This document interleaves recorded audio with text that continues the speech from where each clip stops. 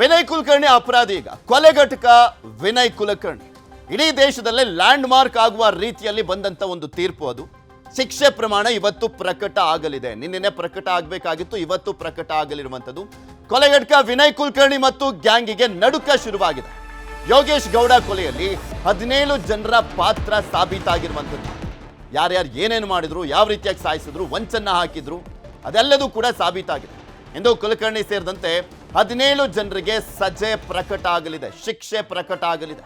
ವಿನಯ್ ಕುಲಕರ್ಣಿಗೆ ಆಗುತ್ತಾ ಗಲ್ಲು ಶಿಕ್ಷೆ ಅನ್ನುವಂಥದ್ದಕ್ಕೆ ಉತ್ತರ ಕೂಡ ಸಿಗುತ್ತೆ. ಗಲ್ಲು ಶಿಕ್ಷೆ ವಿಧಿಸುವಂತೆ ಸಿಬಿಐ ಲಿಖಿತ ಮನವಿಯನ್ನ ಮಾಡಿಕೊಂಡಿದೆ. ಜನಪ್ರತಿನಿಧಿಗಳ ಕೋರ್ಟ್ಗೆ ಸಿಬಿಐ ಮನವಿಯನ್ನ ಕೂಡ ಮಾಡಿಕೊಂಡಿರುವಂಥದ್ದು. ಆ ಸೆಕ್ಷನ್ಗಳನ್ನ ನೋಡುವಂತ ಸಂದರ್ಭದಲ್ಲಿ ನೋಡಬೇಕು ಯಾವ ಶಿಕ್ಷೆ ಇವತ್ತು ಪ್ರಕಟ ಆಗುತ್ತೆ ಅಂತ. ಜೀವಾವಧಿಯೋ, ಜೀವಿತಾವಧಿಯೋ, ಗಲ್ಲು ಶಿಕ್ಷೆಯೋ, ಕೊಲೆಗಟುಕರಿಗೆ ಯಾವ ಶಿಕ್ಷೆ ವಿಧಿಸಲಿದೆ ಕೋರ್ಟ್? ಇಂದು ನ್ಯಾಯಮೂರ್ತಿ ಸಂತೋಷ್ ಗಜಾನನ ಭಟ್ರಿಂದ ಆದೇಶವನ್ನ ಮಾಡಲಾಗುತ್ತೆ.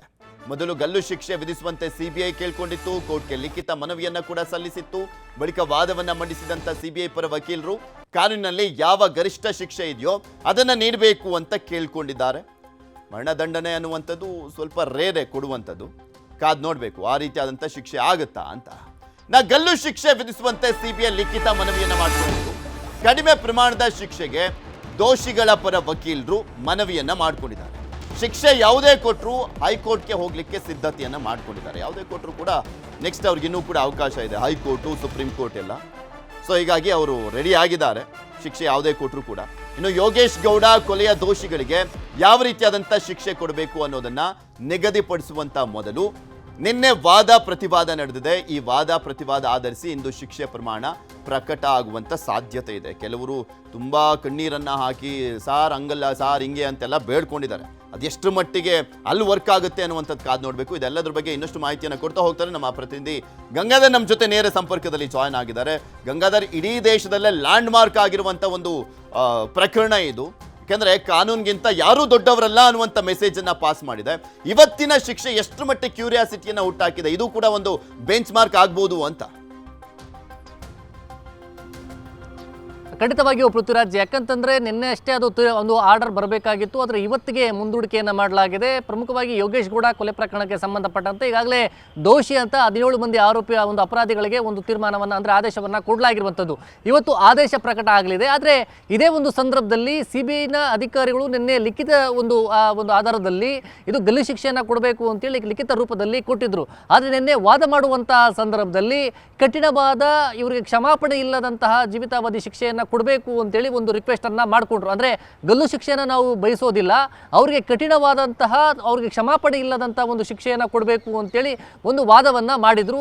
ಹೀಗಾಗಿ ಇವತ್ತಿನ ಒಂದು ಆದೇಶ ಪ್ರಕಟ ಯಾವ ಪ್ರಮಾಣದಲ್ಲಿ ಬರಲಿದೆ ಅನ್ನೋದ್ರ ಬಗ್ಗೆ ಸಾಕಷ್ಟು ಕುತೂಹಲ ಇರುವಂಥದ್ದು. ಆದರೆ ಇದೇ ಒಂದು ಸಂದರ್ಭದಲ್ಲಿ 17 ಮಂದಿ ಅಪರಾಧಿಗಳೇನಿದ್ದಾರೆ ಅವರೆಲ್ಲರೂ ಕೂಡ ಒಂದು ಮನವಿಯನ್ನು ಮಾಡ್ಕೊಂಡಿದ್ದು ಕಠಿಣ ಅಂದರೆ ಕಡಿಮೆ ಪ್ರಮಾಣದ ಒಂದು ಶಿಕ್ಷೆಯನ್ನು ಕೊಡಬೇಕು ಅಂತ ರಿಕ್ವೆಸ್ಟನ್ನು ಮಾಡಿದ್ದಾರೆ. ಅದರಲ್ಲಿ ವಿನಯ್ ಪರ ವಕೀಲರಾಗಿರ್ಬೋದು ಅಥವಾ ವಿನಯ್ ಕುಲಕರ್ಣಿ ಅವರಾಗಿರ್ಬೋದು, ಅವರು ಕೂಡ ನಾವು ಸುಮಾರು ಮಕ್ಕಳು ಕೂಡ ಹೆಣ್ಣುಮಕ್ಕಳು ಮದುವೆಗೆ ಬಂದಿರುವಂಥ ಹೆಣ್ಣುಮಕ್ಕಳಿದ್ದಾವೆ. ಸುಮಾರು 3,000ಕ್ಕೂ ಹೆಚ್ಚು ಹಸುಗಳನ್ನು ನಾನು ಸಾಕಣೆ ಮಾಡ್ತಾ ಇದ್ದೇನೆ. ಮತ್ತು ಅಟ್ ಪ್ರೆಸೆಂಟ್ ನಾನು MLA ಕೂಡ ಇದ್ದು ಶಾಸಕರಿಂದ ನಾನು ಆಯ್ಕೆಯಾಗಿ ಬಂದಿರುವಂಥದ್ದು.